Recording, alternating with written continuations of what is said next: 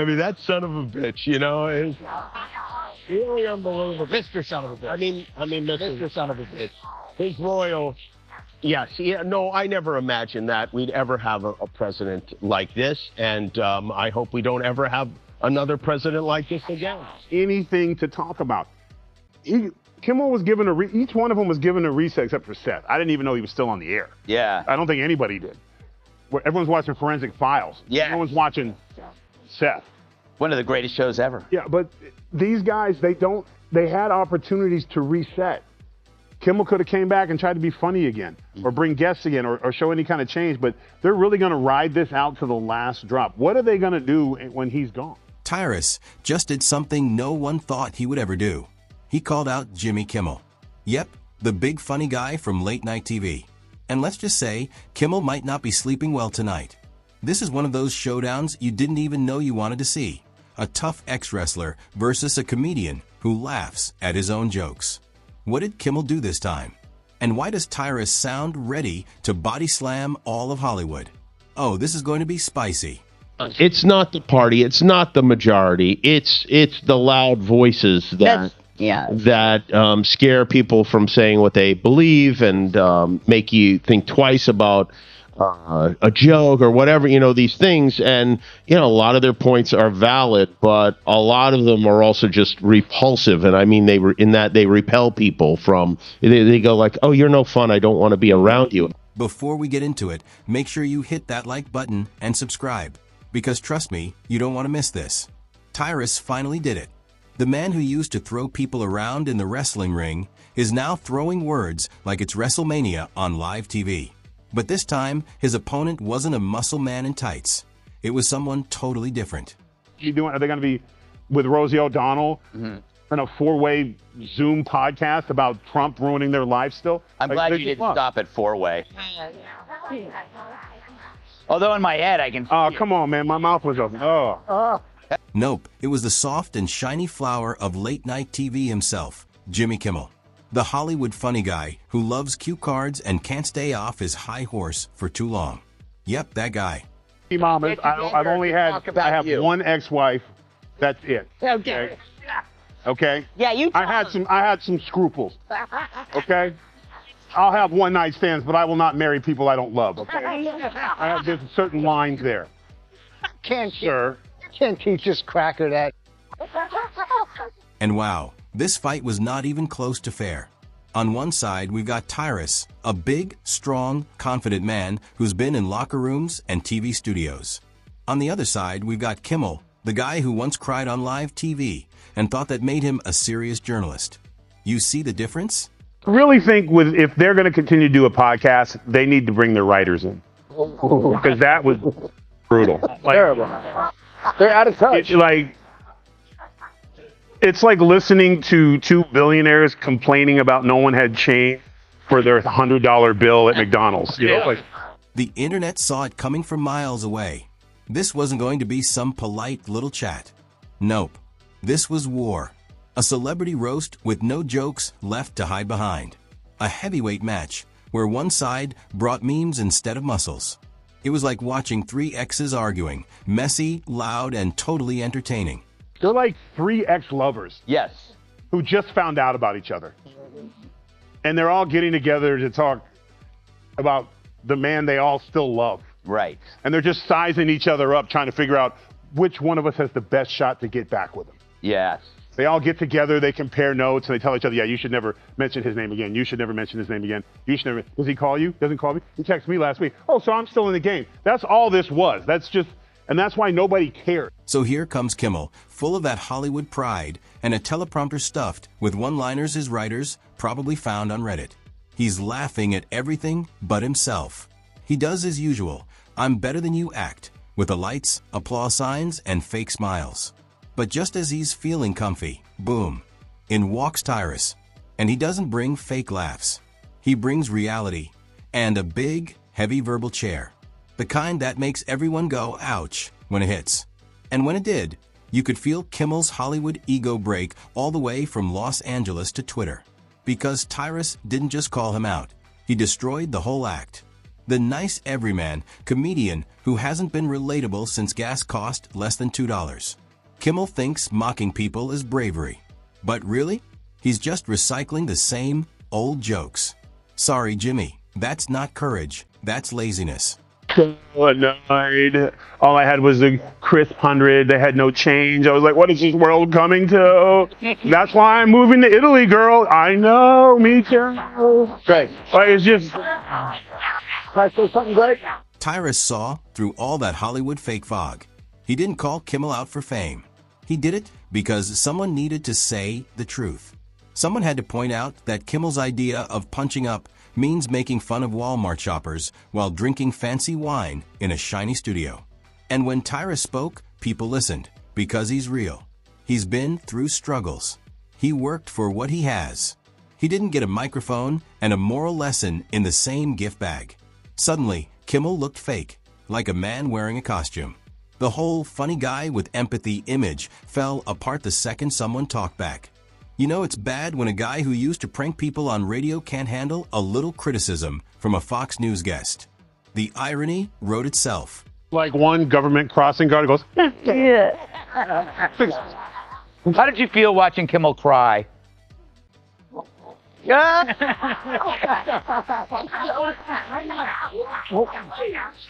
oh, one of his tears fell out. Hold on. Oh. You know, it's funny how this derangement's working because it only seems to work if you have a camera in front of you. And then the fans went wild. Social media turned into a battle arena. Half of them cheered. Tyrus just body-slammed Hollywood. The other half tried to defend Kimmel by posting old clips from 2003 when he was funny. Spoiler, there weren't many. But this wasn't just a fight between two people. It was a cultural shake-up. The loud, fake Hollywood world finally met someone who doesn't care about their rules. Tyrus basically grabbed late-night TV by the neck and said, "Hey, maybe laugh at yourself for once." But for Kimmel, that's impossible. That's like asking a cat to take a bath. And that's why people loved it, because Tyrus wasn't being mean. He was being honest. He showed how Kimmel became what he used to mock, a rich celebrity making jokes about people he doesn't understand. And it hurt because it was true. Here's about the ex-wife's club. Yeah. You know, they just sit around, be funny, or they're setting up for their, when they're all canceled, their tour, their three-man show. Yes. Come watch us say how much we hate the president. Even Hollywood had to admit that Tyrus had a point. It was like watching the class clown realize the jokes on him. For years, Kimmel has lived in a bubble full of fake laughter and hair dye. But when someone like Tyrus calls you out, there's no applause sign to save you. Fans started comparing Kimmel's rehearsed jokes to Tyrus's real talk, and Tyrus won easily. People joked, "Hey Jimmy, maybe smile more and insult fewer truck drivers next time." But once the internet smelled weakness, it was over. The memes hit harder than any joke Kimmel's told in years. Tyrus didn't just win, he owned the story.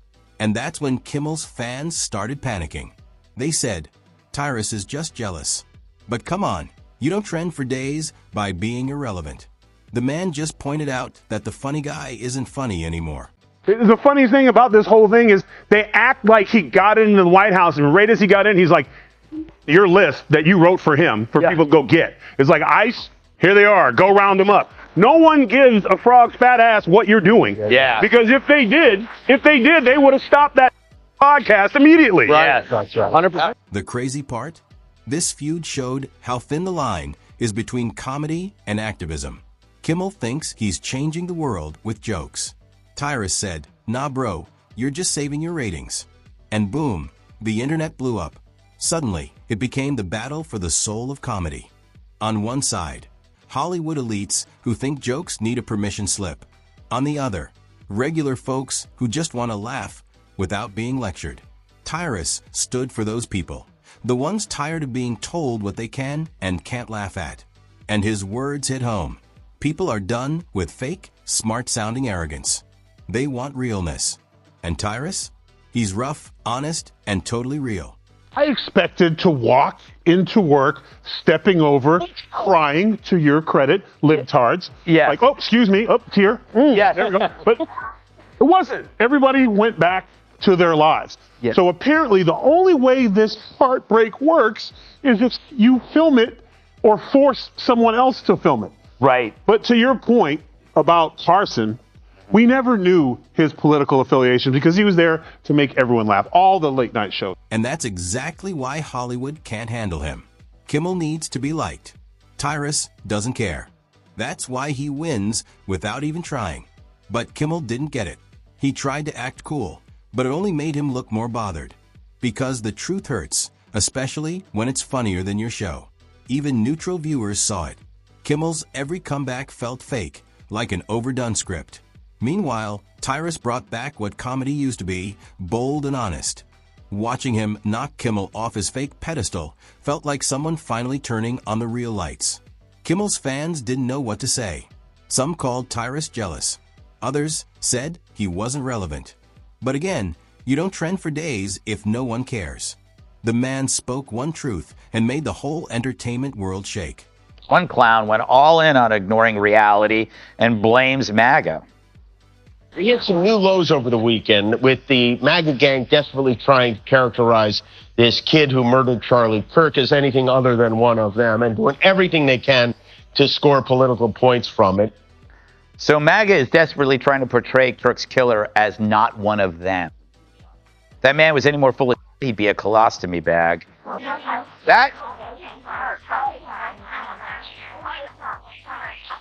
That was 2 days ago, so Kimmel had the chance to walk it back, but he can't. Why? It's kind of poetic, actually.